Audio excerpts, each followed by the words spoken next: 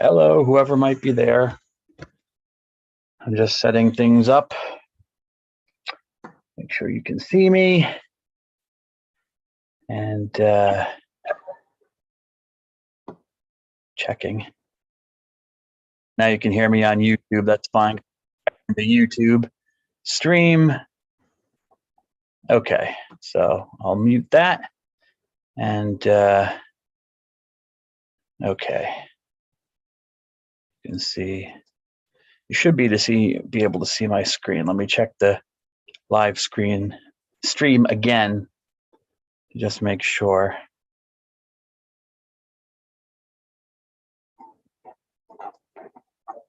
No, I got a screen share. Okay, I wasn't sure if that would happen, but okay, that's fine.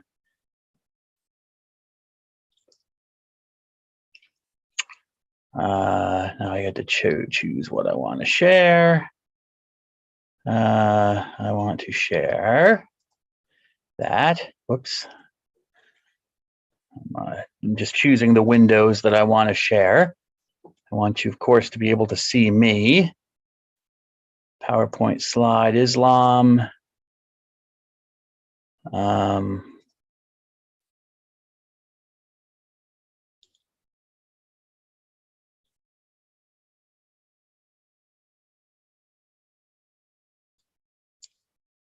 Okay. So I think I have everything shared that I want to share. Let me just check again the live stream to make sure.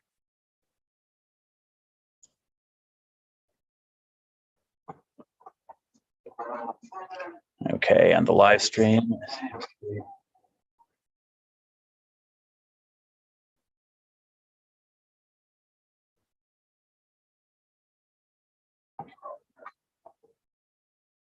Okay, well, it's not showing everything that I want to show, but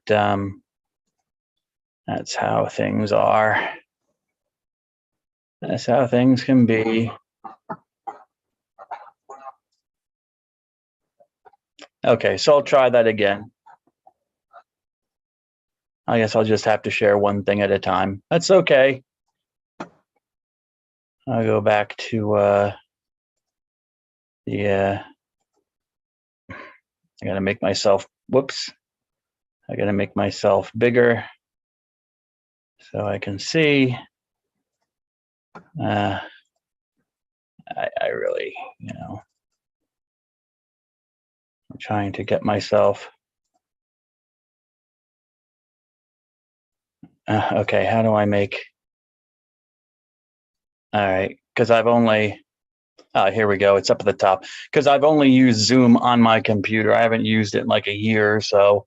So I'm a bit rusty, obviously. Again, I need to share. So let me go back in here and I want to share this. Screen sharing is currently paused. I don't know why that is.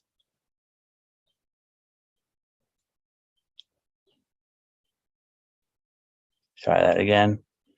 You just check the live to make sure.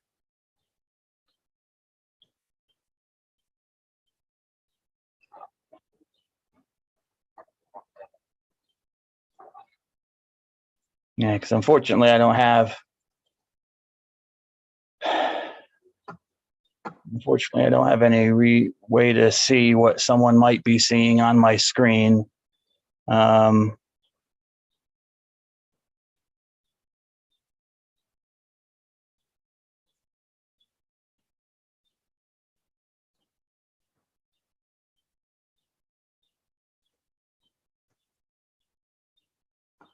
Okay, because I see that there is a green around this, and there's no green around that. I'm sorry for this. Maybe I should have started at 2:30 so I could have tested this out, but oh well, what are you gonna do? I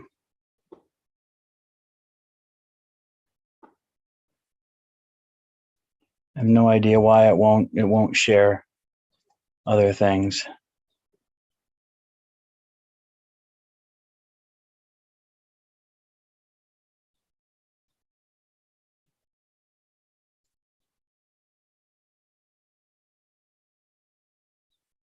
Okay, I just need to share my screen.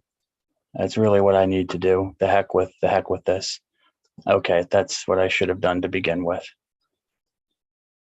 Sorry about that. As I said, I'm rusty. So I'm just checking the live stream again to make, as you can see, so make sure that you can see everything. Okay, so that was the first 6 minutes of the class. I apologize for that. But as I said, I'm rusty. Okay, so get that out of the way. We don't need that. You can see everything that's on my screen here, my PowerPoint, and you can see an open document here for when I want to write something down. In fact, I'm gonna make this bigger when I might want to use it. Okay, so it's good to see you all again. Let me start with a little sip of coffee here. Oh man, let me see if I can put my notes here and get the camera going a little bit. Good, put it down a little bit. If I need all this light, no, that's too dark. Okay, so leave the light alone. Okay, it's good to see you all, and I apologize that I had to cancel class today. I had a reason for doing it. Just so you know, there was a reason for doing it. Nevertheless, as I promised you in the syllabus, I will. I'm giving you the class now. I am recording the class for you. It will take the 1 hour and 15 minutes. So since we began at 2:15, I will go, 2:15 to 3:15, and we have, so it's 3:30. But it'll only be an hour and 15 minutes, not longer than that, as per the course. And this is being live streamed, as I've told you already, so you can watch it later on YouTube if you want. Anywho, so some of this might be a little bit of a repeat because I have another class with that's also in world religions, and I stopped more or less at the same place. But I didn't cover one or two things in another class that I did in the previous class, so I just want to go over those. So for some of you watching this information might be new. For those of you for whom it is not new, these couple of things I'm going to talk about, then you can just skip over it and fast forward to the next portion where I am talking about something new. I'm going to talk about two of the pillars of the 5 pillars of Islam. I'm going to talk about almsgiving and fasting, and then the pilgrimage. Okay. And so for those of you that I already did almsgiving and fasting for, you can just skip to the last one on pilgrimage. I believe I finished salat, so the prayer service, so I don't believe that I need to go into that again. So moving on to almsgiving. Almsgiving, now let me get to this on the PowerPoint, is called zakat in Arabic.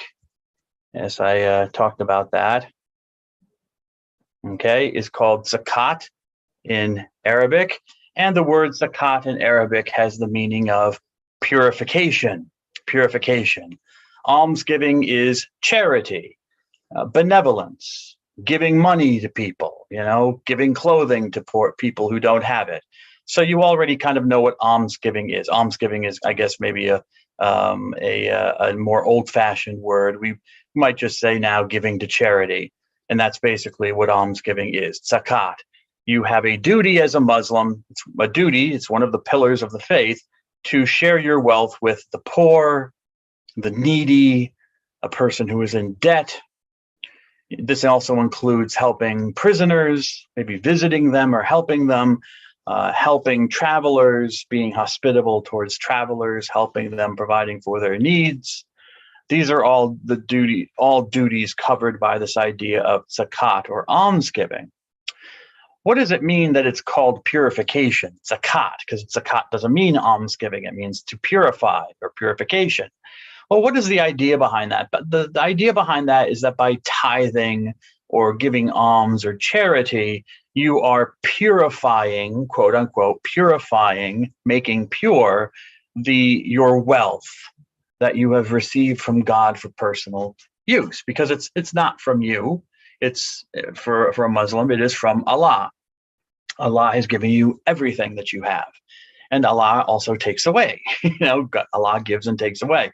He is all powerful, and he does this according to his will. So the idea is, by giving back or giving to others, you are making pure, you're cleansing in a way the wealth that you've received, because you're dedicating it, or you're in a way giving thanks, I guess would be the idea, or to Allah, or you're acknowledging that all of your wealth, your possessions, come from Allah, and so that is considered a purification.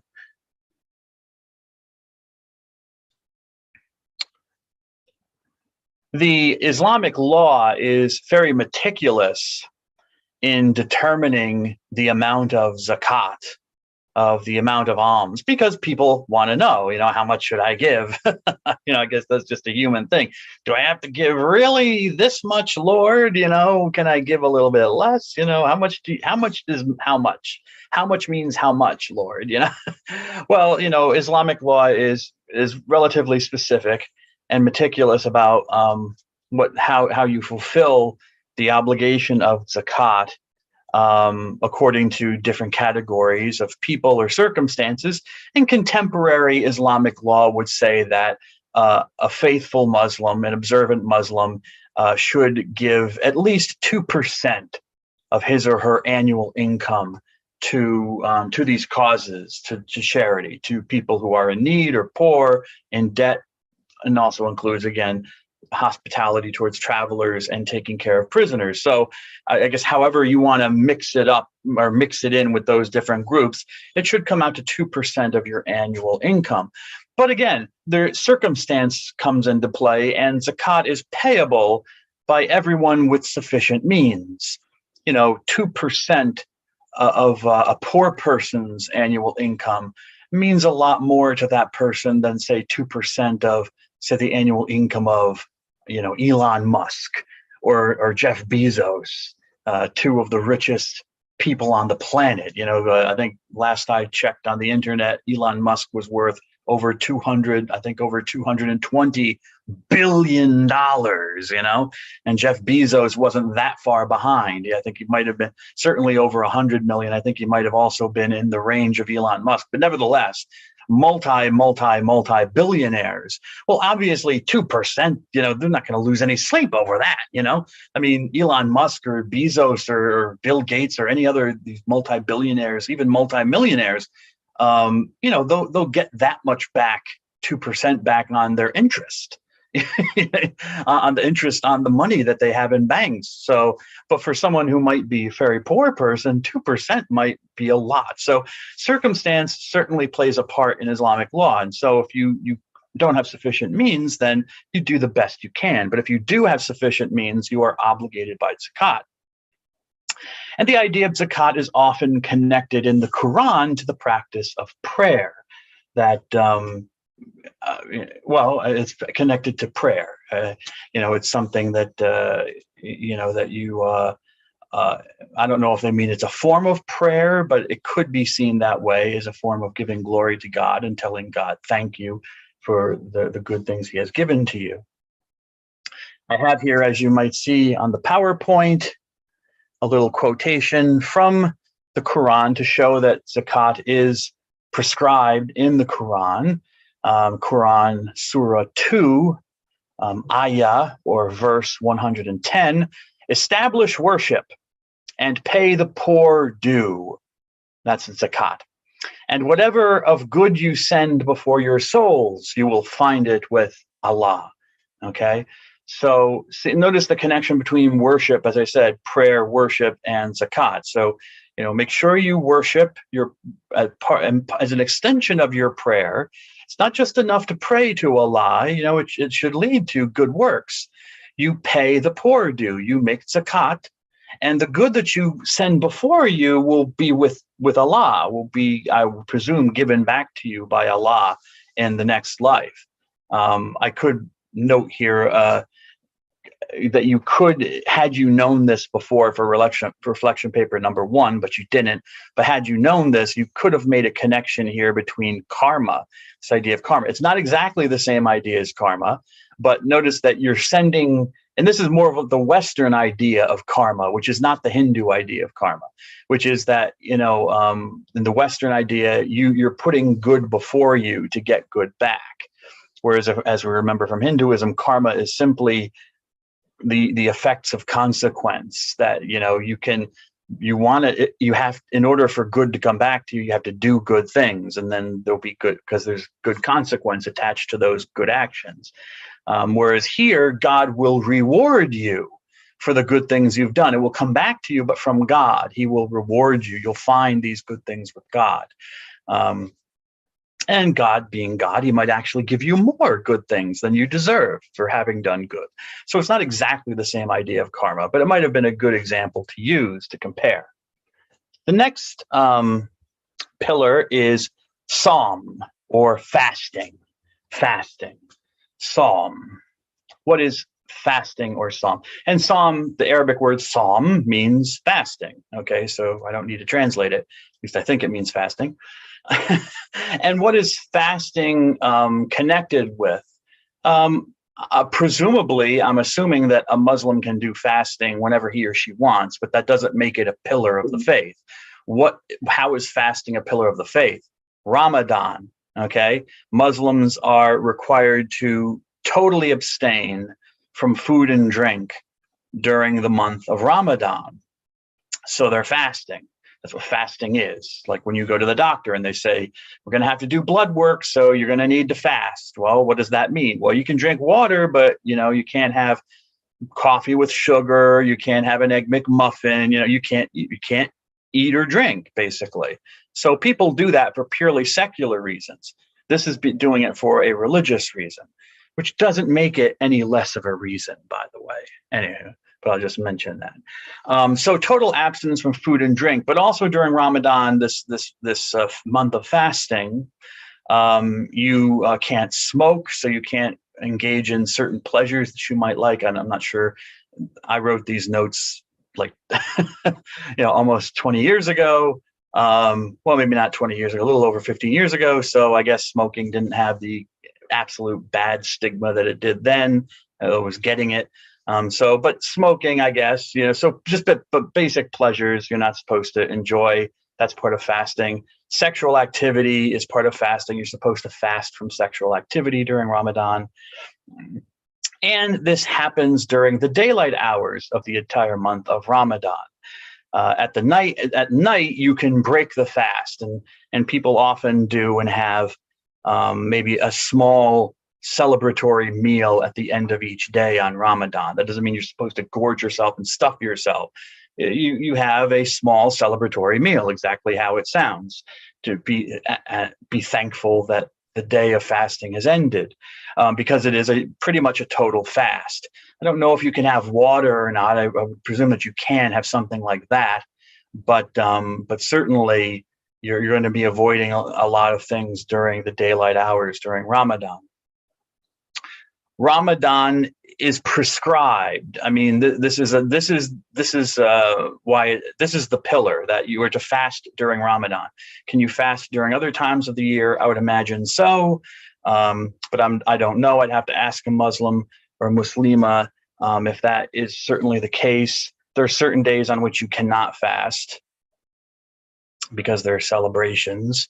And here is a quote from the Quran again, the same surah, Surah 2, in which it talks about this requirement that, "Oh, you who believe," which is a common designator, a common way that Muhammad refers to Muslims in the Quran, at least in the readings that we had from the Quran. When I listened to them, it was interesting to me that he often doesn't say, "Oh, Muslims" or "Muslim women." He says, "You are the believers, you who believe." And then the ones who are not Muslims, who have not surrendered themselves, are called the disbelievers.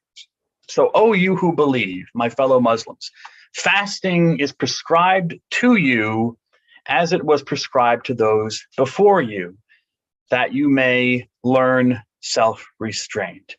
Okay, so Muhammad states outright that they are to fast, just like people in the past were told to fast. Those before you, I don't know exactly who he's referring to because he doesn't name names.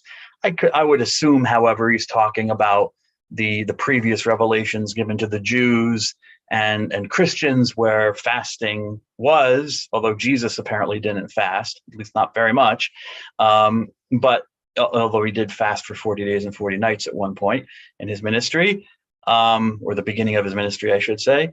But fasting was something that was a not unheard of practice amongst Christians and Jews. So maybe that's who he's referring to. And I know that he gives a reason, or I should say, Allah gives a reason why fasting is a prescription, why it's a requirement, that you may learn self-restraint. And learn is in parentheses, just because, remember, this is a translation from Arabic. Arabic is the original language of the Quran, and it really is the language that Muslims are supposed to read it in. And sometimes, or I shouldn't say sometimes, a lot of times in the Arabic, thoughts are not completed.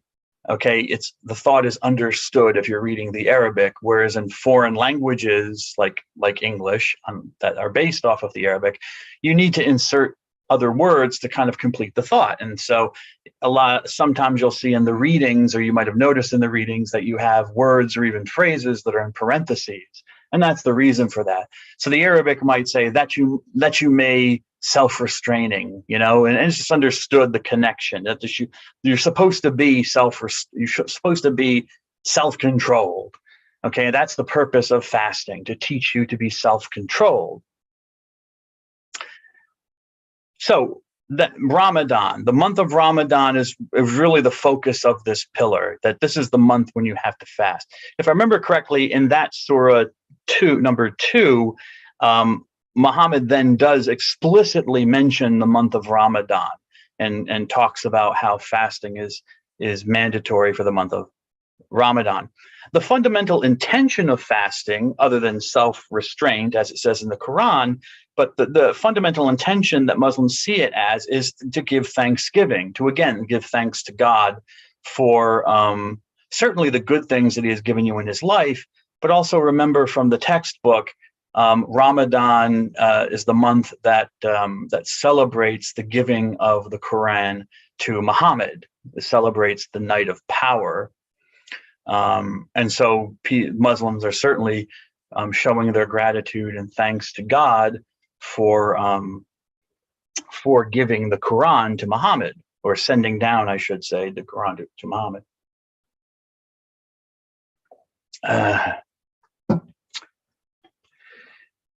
Fasting also disciplines the soul to wait patiently on God, to show yourself how much you need to rely on God.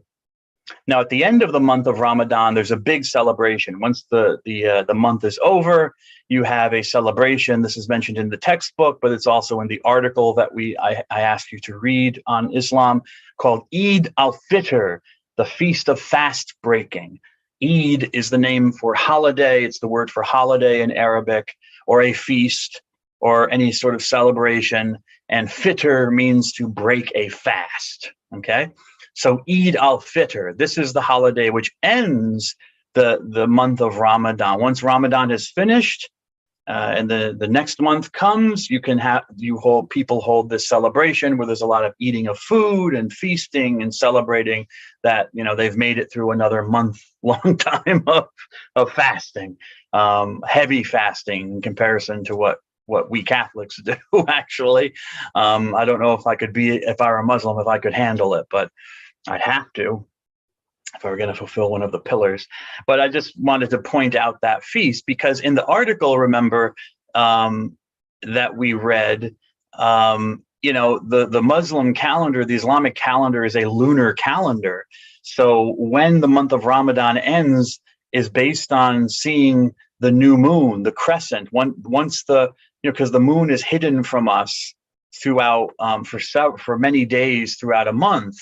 And then it comes back. It comes into a position where the sun reflects off of it, and we can start seeing the moon again. And so you see a crescent when it starts becoming visible, and that's called the new moon.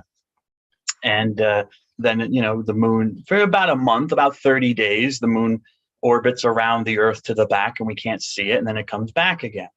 So you're looking for that crescent in the sky, and as you know from the article, the problem is that according to traditional, the hadith, the tradition from Muhammad or from his companions, the new moon must be seen with the naked eye by two witnesses, and sometimes the witnesses in an area cannot not always agree, and so people are like, waiting around, like, is it today? Is it tomorrow? When's Eid al-Fitr? When can we celebrate? And you might have local authorities, Islamic authorities, saying, well, I saw it. I saw the new moon the other day, so Ramadan is now over and we can celebrate. And another one might say, no, that wasn't the new moon, or that wasn't clear, or something like that. So, you have those kinds of issues. And Muslim, I'm not sure. I checked with, after I read the article, I think I checked a little bit on the internet, or I did check a little bit on the internet to see, and it still seems, even after that article was written, because I found other articles online, it still seems that it is an issue of when to decide when Ramadan ends and when Eid al-Fitr can begin. And it can cause a lot of trouble because people sometimes rent halls. It's a big celebration, and they don't have a definite date sometimes. Because they're following the lunar calendar, and the moon is tricky. Okay, so that's fasting. Now we'll move on to, there's some more things I want to say about fasting. According to Muhammad, the prophet, Psalm or fasting is said to be the most beloved duty of God. Of all the duties of worship that a Muslim can perform, Muhammad was of the opinion that fasting was the best, the most loved by God. Why? Because only fasting is seen by God himself. With other things like almsgiving, charity, at least the person that you've helped out knows what you did. Sometimes, not always. People can give anonymously, but fasting is purely anonymous. No one can tell. They can't look into your body and see that you haven't eaten or drunk for that day or for several days. So it's secret. It's done purely for the love of God, out of thanksgiving for him.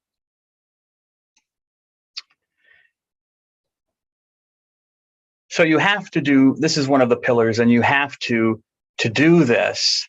If you miss it, if you miss the fast on Ramadan, you haven't actually missed it, because you're supposed to make it up. There has to be compensation. Which, if I remember in the past, and I think I might have asked Muslims about this, or I saw it online or something, or I read it somewhere. But I remember that compensation means actual compensation. Like, you have to make up those days. So if 3 or 4 days out of Ramadan you were not able to fast, you just decided, hey, I'm not going to fast. Okay, then you haven't observed that, but then you have to find 4 or 5 days in the future where you're going to fast as if it were Ramadan, because you're prescribed to do so by Allah. So it has to be made up. And in fact, if I remember, also I read somewhere, if I remember incorrectly, and if I'm not, I apologize. If you're a Muslim could correct me if I'm wrong, but I do remember this. Even in the afterlife, these things can be made up. So, like, if you don't fast at all, then, and you're a relatively good Muslim and you go to paradise, you're going to, I guess Ramadan is still going to, all those Ramadans you missed, all those days of fasting are going to be required of you, even in the afterlife. I think the same thing also applies to Salat. If you don't do the prayers, then all the prayers that you missed, you will have to make up to God, because he's keeping track, or at least his angels, they're on your shoulders, are keeping track. And you'll have to make up for that. Now we move on to pilgrimage. The pilgrimage. I'll make this a little bit bigger because I haven't written down any notes or anything. So I'll just, if I need it, I can to do that. Okay, so pilgrimage. I also should check and see if anyone's in the waiting room, just to be just to be sure. Nope, I don't see anybody, just me. Okay, that's fine. Pilgrimage. And also just check the live stream just to make sure. Okay, so the live stream's okay. Okay, so now we get to the fifth pillar, which is pilgrimage. And pilgrimage is called Hajj in Arabic, Hajj. And what does it mean? Well, it's related to the Hebrew word. Remember, Arabic and Hebrew are related languages. It's related to the Hebrew word Chag, which means a holiday, a feast day or celebration. And that word Chag in Hebrew is based on a root. Remember the consonantal roots. They use consonants as roots for words, and then insert certain vowels and prefixes and all sorts of suffixes and all sorts of things into Arabic and Hebrew as well to change meaning. But Chag is based on a root, which means to go around something. So to go around something in a circle, to circumambulate. Actually, now I guess I will have to use. Now that I said I haven't used it, now I'm going to. But to circumambulate something means to walk around it. Circumambulate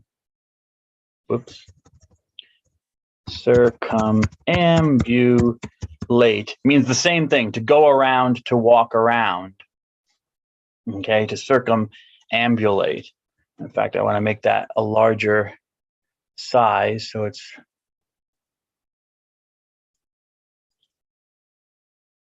there you go. Circumambulate, like a circus, circle. A circle is round. A circus is a round, your round stage. So it's to walk around something. And I have something here on YouTube that maybe I can find it in my history of to show you exactly what's going on with that. It's not exactly what I want. There we are. Well, that's not exactly what I want. Okay, here, this is more what I want. Okay, so, and I take off this. All right, so this is the Kaaba, if you remember. This is the cube-like structure that's in the sacred mosque of Mecca.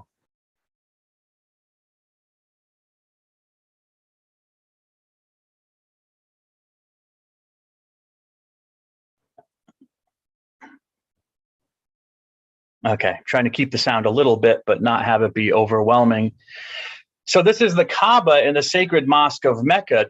This is the building towards which every Muslim must pray 5 times a day. And I don't think this is the Great Hajj. This says it's Mecca live. That Makkah is the Arabic for Mecca. So it's a live stream of what's going on in the sacred mosque of Mecca at this right now, I think. Nevertheless, it could be from the past. It doesn't matter, okay? You can see what's going on. Okay, this is not the Great Hajj. People can make Hajj or pilgrimage to Mecca at any time. In fact, I think the sound is still going to mute it because the sound is actually louder. Maybe it's not loud for you, but it's louder for me even when I have it really low than I want it to be. Anywho, and look, you can see the people circumambulating. Notice they're going clockwise. They're going counterclockwise. So you have your left shoulder to the Kaaba. That's rather interesting because, that's rather interesting because in a Hindu temple, for example, you never show your left shoulder to the shrine of the god. You walk around showing only your right shoulder because that is considered the symbol. The right is considered the symbol of divinity and good and stuff like that. So you would walk around with your right shoulder, but here they're walking counterclockwise with their left shoulders. And you can see I'm imagining they're men certainly, but I'm presuming the people in veils are women. So they're women. And notice how they're dressed in these white garments. Okay, so there they are. We can get another shot here. Yeah, so thousands of people. And during the Great Hajj at the end of the year, man, this is all packed, jam packed with people. And there is a barrier around the Kaaba, which I don't know why, because my understanding was during Hajj, maybe it's only during the Great Hajj at the end of the year, you are supposed to try to touch that black stone that is in the one of the corner walls of the Kaaba. Okay, so and you got some guy singing, praying. Who knows? I don't know. I don't speak Arabic, so I don't know. Um, okay. There's me on the live stream showing you. And put that away. So pilgrimage. Okay, I'm assuming you know what a pilgrimage is. You go from one place to another, usually for a religious purpose. Hence, it's called a pilgrimage. Muslims must make a Hajj or a pilgrimage to the city of Mecca, which is in the country of Saudi Arabia. And it has to be fulfilled at least once in one's lifetime. And it is mandated by the Quran. So I have this quotation here from Surah 3 in the Quran, where Muhammad says, "Lo, behold, the first sanctuary appointed for mankind was that at Becca." Ooh, uh-oh, pay attention. A blessed place, a guidance to the peoples, and the place where Abraham stood up to pray. And pilgrimage to the house is a duty unto Allah for mankind, for him who can find a way there. Okay? Actually, there's a lot in those two short surahs. I just want to make sure about the time. So we begin at 2:15, go to 3:15. And okay. The first sanctuary appointed for mankind was at Becca. At Becca. Notice that is not a misspelling. That is actually apparently what it says in the Quran. It doesn't say Mecca, the city of Mecca. It says Becca, which is rather unusual. I'd have to ask a Quranic expert what his or her opinion on that might be. But anyways, is it a mistake? Is it necessary or not? Is it a mistake, or is it intended by the author? I don't know, but it is there. It's the place where Abraham stood up to pray. Yes, the Mecca. Remember, the Islam is very connected to Judaism in a lot of ways, at least in what it believes its origin story is. Muhammad mentions a lot of Jewish characters in the Quran, and there was a belief apparently amongst the tribes of Arabia that there was a connection to the ancient ancestors of the Jews. And so Abraham went there. Apparently Muhammad and Muslims believe, and early Arabians believed apparently, that this ancient ancestor of the Jews, Abraham, actually traveled down to Mecca, and Muslims believe that he built the Kaaba himself. The Kaaba was actually built by Abraham, but that he was there. So that's what Muhammad means when he mentions it's the place where Abraham stood up to pray. Pilgrimage to the house is not the mosque. It's referring to the Kaaba. That's the Kaaba building so you're making pilgrimage really to the Kaaba, which is in Mecca, and that's a duty, and you just simply have to do it. It's interesting. It says that it's a duty for all mankind. It doesn't seem to make any distinction between believers or disbelievers. Every person is supposed to make this pilgrimage. I'm not sure how that works or how Muslims explain that. Am I bound by this fifth pillar of Islam, even though I'm not a Muslim? That'd be an interesting question to ask some expert. So every adult male of sound mind and sufficient money is expected to make this pilgrimage at least once in his or her lifetime. You have to have enough money. You have to be able to pay for the trip and to take care of your family while you're gone. If you're a woman, you cannot go on your own. You have to be chaperoned. You're not allowed to be on your own. And so, let me see if I have a definition here. Oh, there's a picture I have of the Kaaba with people walking around it. So the Hajj is the pilgrimage to Mecca, which must be made at least once in a Muslim's lifetime, if possible. It is in the final month of the Islamic calendar, so it ends the calendar for Islam, and that's when you have what's called the time of the Great Pilgrimage. Although you can go at other times during the year, but it doesn't count towards your obligation. And as it said in the textbook, which you might remember from the reading in the textbook, if a person goes and completes the whole pilgrimage, and there's a lot to do, by the way, it's not just going and praying around or walking around the Kaaba and saying some prayers. There's a lot to do. If you actually do complete the pilgrimage, you are allowed to put the word Hajj into your name, or you're called a Haji if you're a man, or I think with a woman it's Hajja. So sometimes you'll see Muslim men or Muslim women with either Haji or Hajja in their name. And that would indicate to me as a fellow Muslim, if I were a fellow Muslim, that that person has completed the pilgrimage to the Kaaba and Mecca. I'm not going to tell you I have information, but I'm not going to tell you everything that they do while they're there. But there are all sorts of rituals that Muslims are expected to complete while they're there in Mecca for the pilgrimage. Many of these, and this might bring you no surprise, though, many of these rituals that are performed during the Great Pilgrimage, the Great Hajj, derive from the story, again, of Abraham, this ancient Jewish ancestor, things that he did when he was down in Mecca, apparently. Jews have no memory of this. I mean, if you read the Bible, which has stories about Father Abraham, their ancestor, there are no stories about Abraham going to Mecca. These were local traditions. Maybe even the local, remember there were Jewish tribes in Arabia, maybe the local Jewish tribes believed these things, and that's how the stories came about, that he somehow came down there to their neck of the woods at some time. But there's no stories in the Bible, in the book of Genesis, about Abraham ever doing any of this.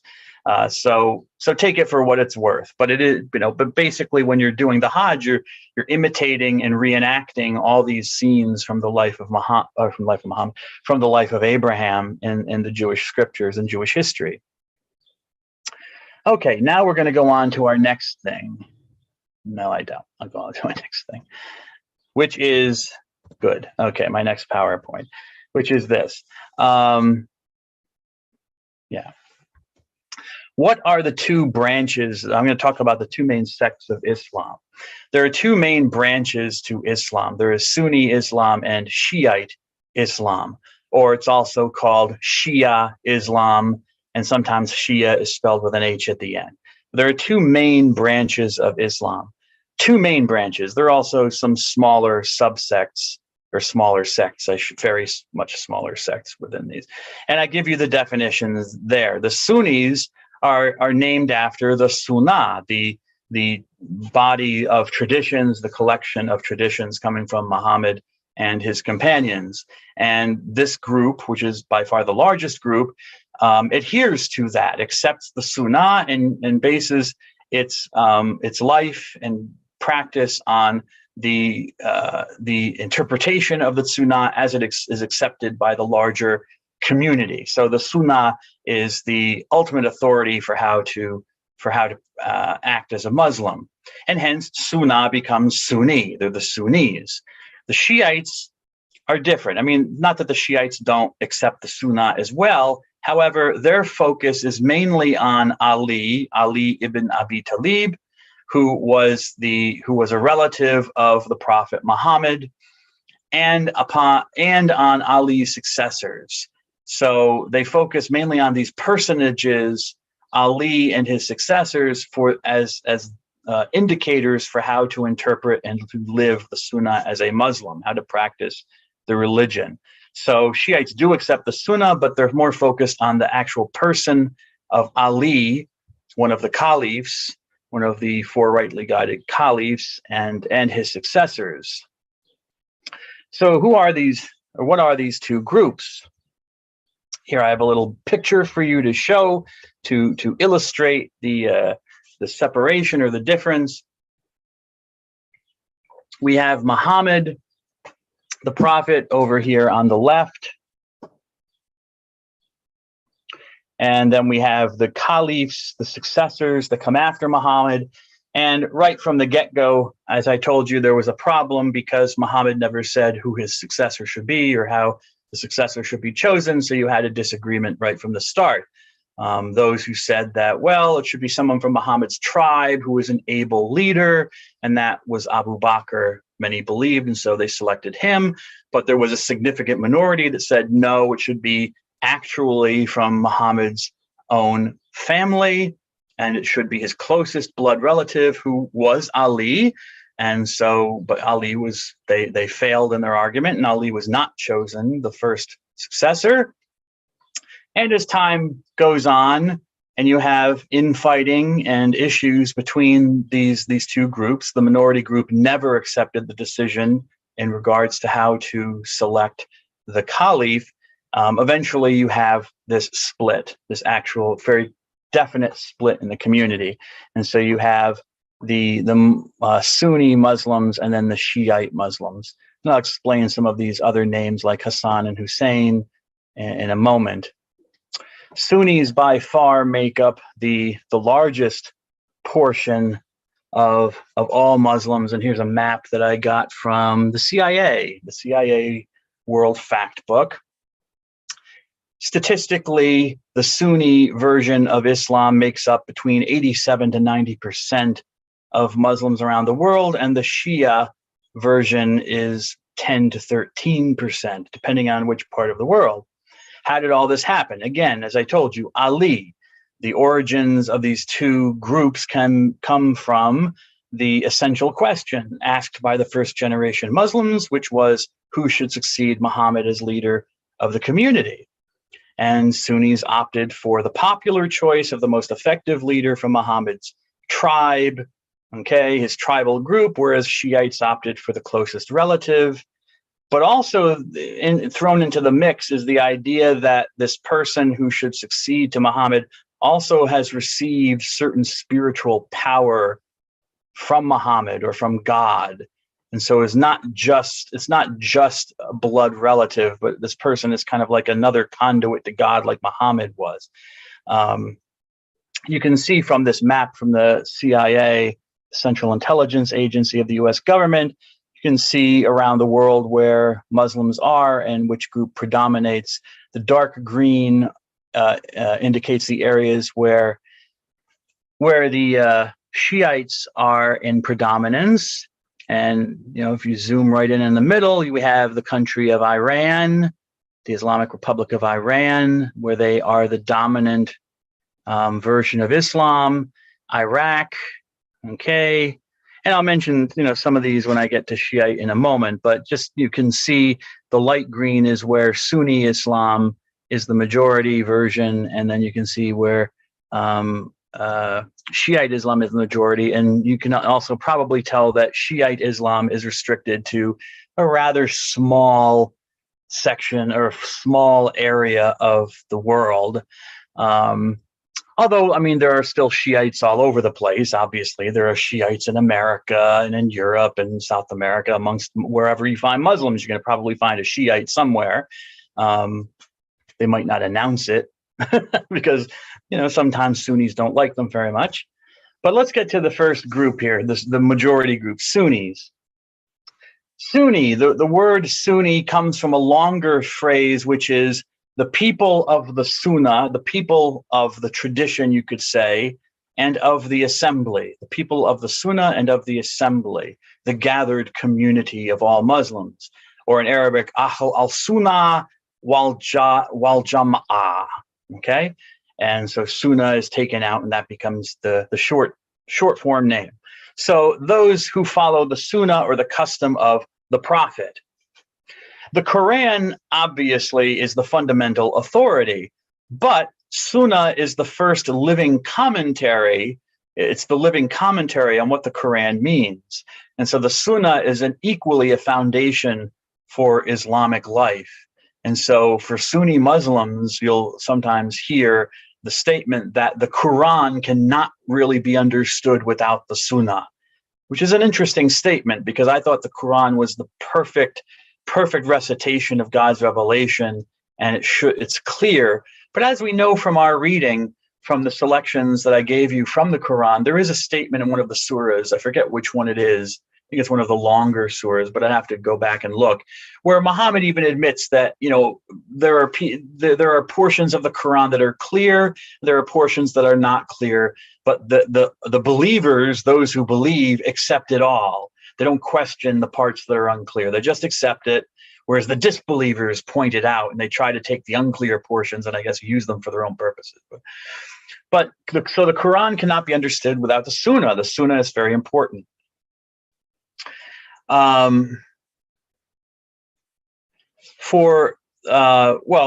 mentioned the caliphs before. The caliph system doesn't really exist anymore for the Sunnis. It did in early Islam. You had the Khalifa, the successor of the prophet, and you had 4 of them. After that, it kind of devolved. There were still people who called themselves caliphs, but maybe were not, didn't have as much acclaim to be called caliphs. But anyways, nevertheless, the Sunnis don't focus so much on the successors to Muhammad. No one could succeed Muhammad as prophet. He was the seal of the prophets, okay? And the Quran that he gave finalized and perfected revelation. Any successor to Muhammad, any Khalifa, the role of the Khalifa was only to be a guardian of that legacy. The Khalifa was always a subordinate authority and had really responsibility for the administration of community affairs according to what was present, whatever rules were present in the Quran or in the Sunnah. Okay, I mention this because the idea of the Caliph will become the Imam and Shiite will be regarded very differently. The role of the Caliph / Shiite will be the Caliph / Imam will develop very differently in Shi'ism. The main focus for Sunnis then is the consensus opinion of the Ummah, of the Islamic community, which in Arabic is called the Ijma. Okay, so this consensus opinion on a certain issue of practice derived from the Sunnah is paramount for the practice of Sunni Islam, the Ijma. And you all have all different schools of thought within Sunni Islam about what is the consensus opinion, how do we arrive at the Ijma? But that's another cup of coffee and not within the realm of my knowledge or the time for this course. But whatever the ijma is, it must be consistent with the revelation that was sent down to Muhammad in the Quran. It should be consistent with the Sunnah as well. The ijma can never be a distortion of those things. So, I think Sunni is pretty straightforward, okay? Everything I've said about Islam applies to the Sunni, the 5 pillars of faith, the Al-Aqidah, okay? I think that the caliphs, that all applies. Shiites are where it gets kind of interesting. And, so I'm going to spend a little bit more time on them. Shiites are almost kind of like what Roman Catholics are to Protestants, whereas Protestantism, as we learned with Christianity, kind of wanted to just keep everything with the Bible as the only authority and nothing beyond that, okay? Although, as you know, with the Sunnah, there is an idea of sacred tradition in Islam, even for Sunnis. But the Protestants like Martin Luther in the 16th century kind of saw Roman Catholicism as this overall corruption, all these added practices and all these kind of superstitious ideas about the priests and the bishops, that they had all sorts of spiritual qualities and stuff like that. And then the fathers of the church, these special authorities and their writings from the early centuries of Christianity. And kind of like the Shiites are kind of like Catholics in that way for me, if that makes any sense. But maybe it will make sense as I talk. The Shiites are, as their name means, it's the Shiat Ali. And did I actually put that on the PowerPoint? I did not, which I should have. But I will write it here. In Arabic, the name for Shiite Islam comes from the Arabic statement, the party or the partisans of Ali, the true Caliph. So Shia means a party. Not a party like, Miley Cyrus. It's a party in the USA. No, it's not a party like that, but it's like a political party, a group that supports a certain issue or person. So the party of Ali. So maybe partisans is a better way of translating that than party, because party can maybe be seen in a different way, but I'll write party. So the party of Ali. So these are the people who fully supported Ali's claim to be caliph. And that's where we get the word Shiite from, or also called Shia Islam, sometimes with an H, so I put it there. So for Shiites, because they believe that Ali was the first, had the legitimate succession as caliph, Shiites do not accept the first caliph, three caliphs. So Abu Bakr, Umar, and Uthman are considered illegitimate usurpers to Ali's rightful claim. So Abu Bakr, Umar, and Uthman are not considered caliphs at all by the Shiites, only Ali. So they don't exist as caliphs for Shiites. If we go back to the map, you'll see that Shiite Islam exists as the majority in Iran, the country of Iran. Here, there's also a little country up here called Azerbaijan. Maybe if I can make it larger here. Whoops, I can zoom in. I don't know if I can zoom in on this way, on the PowerPoint, the way I'm using it. I don't know if I can zoom in on it. I can see full screen and show. No, I can't do that. But there's a little country above Iran that is called Azerbaijan. So I'll write it out for you.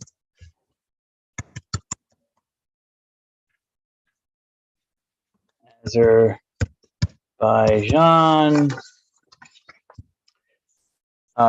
Shia or Shiite Islam is also the majority in the country of Iraq. It's also the majority in a little island. I think it might be, I don't know if it's a kingdom or an emirate. I forget whether, I forget what its political structure is, but there's a little country right here in the Persian Gulf. You can't really see it because I can't make this larger, but that is called Bahrain.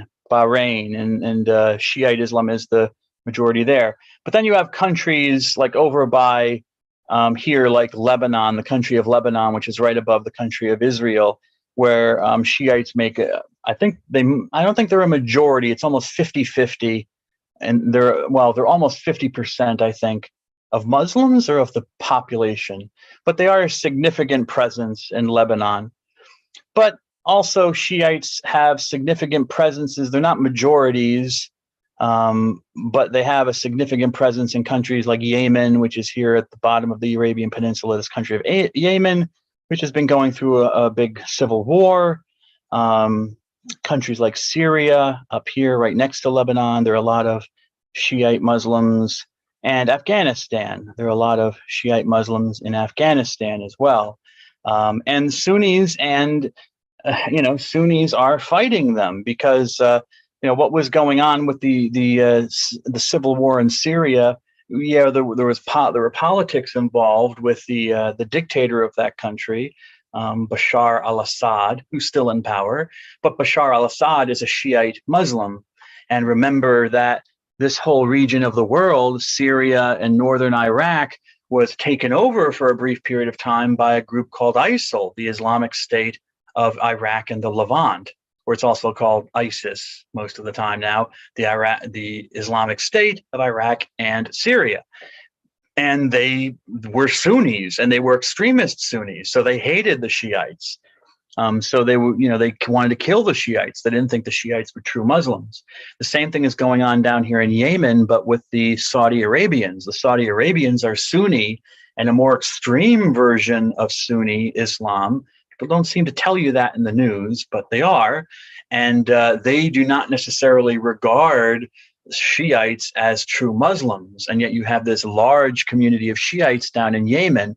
So you have the Saudi Arabian army fighting them even today, even now in Yemen, in the Yemeni civil war. So there's this, the religious issue is it's in the background, but it's clearly in the background. It's not just a political problem. The Saudi Arabians do not want they do not want a Shiite nation. beneath them on the Arabian Peninsula or anywhere in the region. So they also oppose Iran. The Saudi Arabians do not like Iran, which is the majority Shiite nation. So you have all those issues going on. So Ali is not just considered the first caliph for Shiites. He is also considered the first imam. Now, remember from our definition that I gave you earlier, an imam is simply a leader of prayer in the mosque.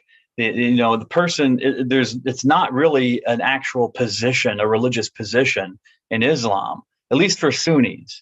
Anyone, any male person who's capable can be imam and stand up and lead the prayers. So that's all it really means. There's no training necessarily involved. But this idea of imam has developed quite differently in Shiite Islam. And for Shiites, the imam is a person chosen by God to be the supreme religious leader of Islam, of all Muslims. And again, to make this Catholic connection, even though it's not completely accurate, but to make this Catholic connection, think of like the Pope of Rome, which a lot of people see as the leader of Christianity, the leader of all Christians, certainly the leader of all Catholics, even though, as we know from having studied Christianity, that the Pope is really just one bishop amongst many. He's the Bishop of Rome. He's very important for Catholics, but he's a bishop. This is a similar kind of instance, but an imam is even more than a pope. The imam is the leader of world Islam for Shiites and must be followed. And Ali was the first of them. The imam is a principal religious figure, a figure of religious authority for them. For Shiites, Muhammad, by saying Muhammad is the seal of the prophets, it only means that Muhammad completed what is called the quote unquote the cycle of prophethood. Okay, he brought his cycle to an end, but it left the way open for further divine revelation through an imam. Think about that, further divine revelation from an imam. So beginning with Ali, Shiites believe that the imams that have come after Ali, those that have succeeded from Ali's family, have inherited Muhammad's spiritual abilities, which include the ability to give an infallible, errorless interpretation of what the Quran means and how it should be followed, as well as to give authoritative leadership in the community. So the imam is God's chosen person. He is the chosen one who directs humankind's destiny. And the imam even guides the world and preserves the world on behalf of God, of Allah. For Shiites, not just anybody can be an imam. You have to be a direct descendant of Muhammad through Ali. And so I have this picture here. Well, now I have this picture here that I got from someone, and I made a few changes too. But you have the line from Muhammad, and the names are a little bit different. They have like Abdullah instead of Abdallah and stuff like that. Just go with it. Sometimes the spellings are different in the Arabic. But you have Muhammad, and you have Muhammad's daughter Fatima, who I didn't tell you about before, but I'm telling you now, Fatima or Fatima, and she marries Ali. Okay, and they have children. They have Hassan, Hussein, and they have this other guy, Muhammad. Actually, they don't have Muhammad. He comes from another of Ali's wives, I believe. That's why he's a different color. So they have Hassan and Hussein. And so whoever would succeed Ali, it should be either Hassan or Hussein. It has to be a direct descendant from Ali. And through Ali, you're a descendant of Muhammad, because Muhammad and Ali were cousins, yes? So they were relatives. So the imam is never elected or chosen by consensus like the Sunnis did with the caliphs. That just doesn't happen. But the problem with that view, as you can see clearly from the picture, is who's the closest blood descendant from Ali? How close does the person have to be? What connection does the person have to have? And so on account of this concept, this idea that it must be a direct descent from Muhammad through Ali's line, you have all sorts of disagreements in Shiite history. And you have different factions which are based on whichever imam you want to follow. You can follow this direct line that goes all the way down to this guy, Al-Hakim. But as you can see along the way, you have groups break off.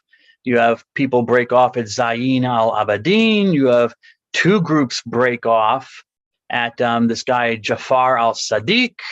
You have another group that stayed with it until this guy, Ismail, and then they break off.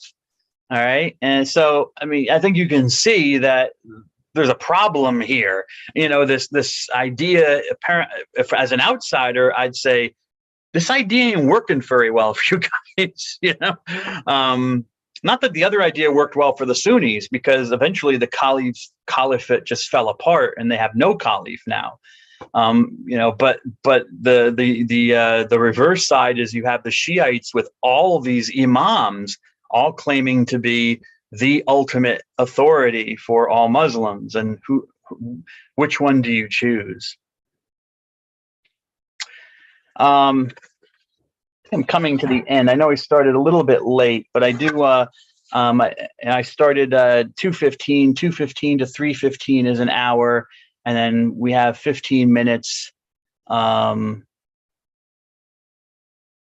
we have 15 minutes after that. Hold on a second. But I started a few minutes late, so I'm not going to talk about everything that I have here in my notes, but I do want to talk about Hassan and Hussein, just because I think that's important.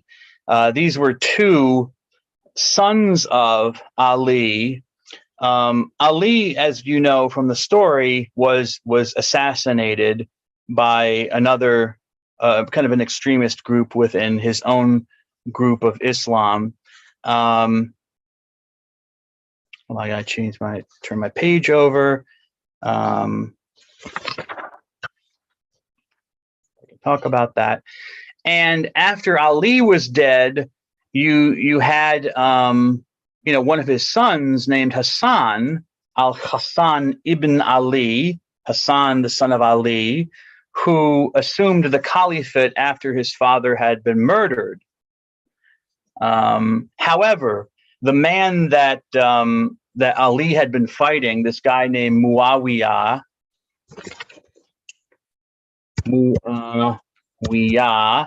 Ali had been fighting with this guy. Remember, I told you there are all sorts of battles with people who were challenging the authority of Ali to be the Khalifa. And when the guy, his main opponent was this guy Muawiyah. Well, Muawiyah had not gone away after Ali was killed. So he opposed al-Hassan from trying to take over the caliphate after Ali, his father, was murdered. Hassan decided that he didn't want any further bloodshed, so he decided to abdicate. He decided to resign and give up the caliphate and allow, you know, basically Muawiyah to take over in effect in favor of peace within the Ummah. And then after they signed a treaty, they made an agreement, and then Hassan went to live in Medina, which was basically the capital of the Islamic world. Not Mecca, actually, it was Medina. He goes to Medina to live out the rest of his life. Hassan dies. All the early Islamic authorities seem to agree that Hassan was poisoned. That seems to be the story, but you know, who knows? He could have just gotten ill. He could have just had some unidentified illness. But all the early sources seem to think that he was poisoned to death. Nevertheless, Hassan dies, and Muawiyah seems to violate the treaty. He decides that his son should be his successor. And I haven't read the treaty that they made, so I don't know. A Muslim historian would know better than I would, but Muawiyah decides to appoint it before his death. Muawiyah decides to appoint his son Yazid as the new Khalifa, okay, which apparently was against the treaty that he had signed with Al-Hassan. So what happens, you have what's called the Second Civil War of Islam, the Second Islamic Civil War. We had the First Civil War, remember, when Ali was made Caliph. Remember the Battle of the Camel, even Aisha, one of Muhammad's wives, opposed Ali. It was insane. It was surreal. It was crazy. But, history is like that. And that's why I love history, because it can get really interesting. Interesting things happen. People do interesting things. So you had the First Islamic Civil War. Now with this, you have the Second Islamic Civil War. Why? Because the surviving son of Ali, al-Husayn ibn Ali, Hussein, son of Ali, decides to oppose Yazid. He says, wait a second, that's not what was supposed to happen. I should be the Khalifa. You can't just be, I guess maybe it was supposed to go to Ali's closest. But anyways, I don't know. As I said, I haven't read the treaty, but people say that Muawiyah violated the treaty by appointing Yazid. So you're going to have another civil war. So Hassan's brother Hussein tries to succeed as caliph, and he has some. Here's the map. After that, here's that map that I'll show you, that I have shown you before. And in this region, you have Mecca around here, and Medina's up here, and Iraq is up here. Well, Hussein was marching or traveling up to a place in Iraq to meet supporters in a city up there who were supporting his claim to succession. And however, he was ambushed. While going there to meet with his supporters, he was met by a pro-Yazid army. And this was at a place called Karbala. And so you have what is called the Battle of Karbala. He never got to the city he was going to. He was stopped at this place called Karbala, which I looked on a map, and it seems to be near the city that he was going to. Just for your own knowledge, the city he was going to was called Kufa, and near Kufa is Karbala. So anyways, this pro-Yazid army shows up and is basically like, hey, you ain't going nowhere until you basically accept the authority of Yazid. And Hussein's like, no, I'm not going to. So you have a battle in which Hussein is killed at the Battle of Karbala. This battle took place in 680 AD.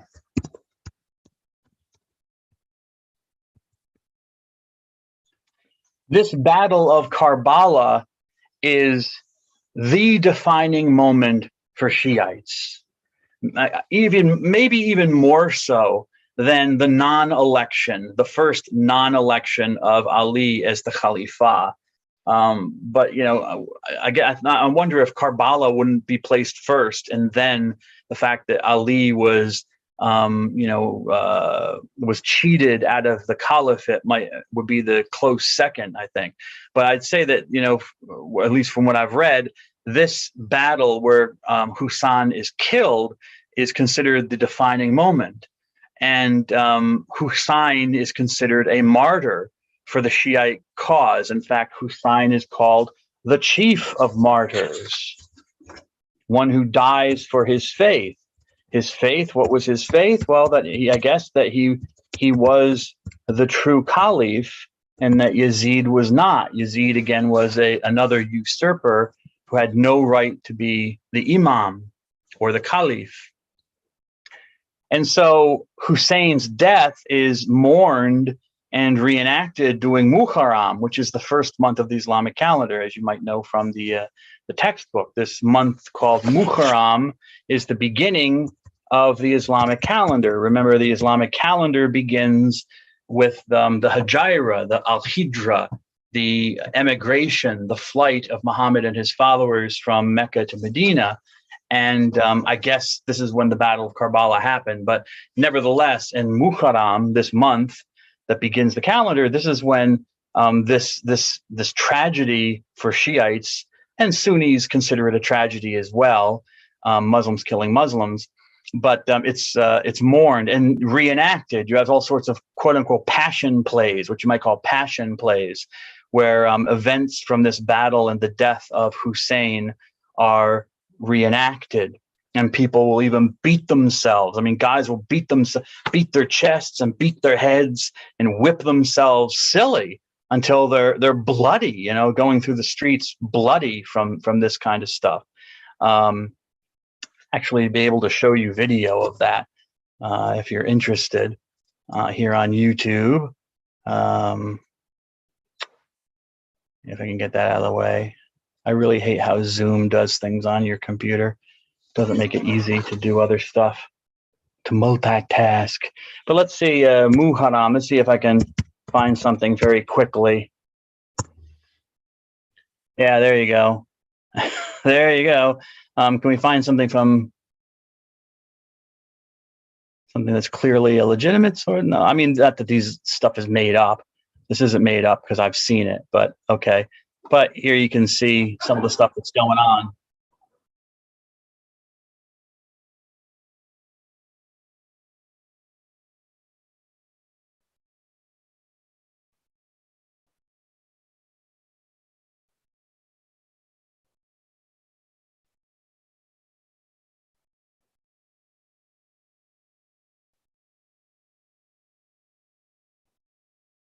I mean, look at the blood all over the floor, just whipping themselves over and over again. And other places, not just whipping, but people will beat themselves on the head. These guys are beating themselves with stuff.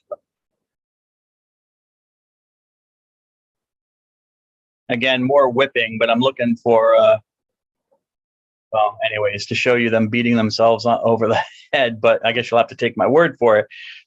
So why are these things done? Because for Shiites, they see a mystical union. They have some sort of, they see a mystical union with the sons of Ali, not just the sufferings of Ali himself, who was murdered, but also their two sons, Hassan and Hussein. Hassan, who was perhaps poisoned, and Hussein, who was killed in battle. So they see that they unite themselves with the sufferings, their sufferings, and the sufferings and martyrdom of Ali and his sons. And it even has like a redemptive effect. It like takes away their sins and stuff like that. So there's that issue in Shiites. Now, in Shiite religion, Sunnis, of course, do not do this. This is, you know, and it is, as I said, and I'll part with this final thought, because, you know, I was looking at an article on the website of the Council of Foreign Relations, which is this kind of big think tank on you know, how the United States should deal with other countries and foreign policy. And they had an article about the differences between Sunni and Shia. And there was a poll done in several Muslim countries a while back, asking, you know, do you think Shiites are even Muslims? Do you regard them? In some countries, it was the minority that said, no, they're not Muslims at all. But you had other countries like Egypt, trying to remember what other countries, but so like I just remember Egypt pops into my mind, where the idea was certainly not. They are certainly not Muslims, and then what are they? Are they shirk? They're claiming to be Muslims? Are they heretical Muslims? You know, how do you categorize them then? For Shiites, they certainly see themselves as Muslims. And they have differences. One final difference I'll mention now, finally at the end, Salat. Salat is one of the pillars of Islam. And I showed you a video of a Sunni man who is teaching Salat to another Sunni man, a Sunni convert from Korea. But if you go to, and I talked about, you know, even how you hold your hands or don't hold your hands in a mosque can indicate what kind of mosque it is, whether it's Sunni or Shiite, but also the prayers. I mean, the number of rakas, the number of divisions of the prayers might be different, the divisions that are required. And also, usually they do, in Shiite mosques during the prayers, they will add statements about Ali to the prayers as well, praising Ali and mentioning Ali, which Sunnis do not do. So you would be able to tell that it was a Shiite mosque right away once the prayers started getting going, and when they started mentioning things about Ali. Okay, so that's what I have. I will see you on Thursday, and God bless you all. We'll talk about something else. God bless you all.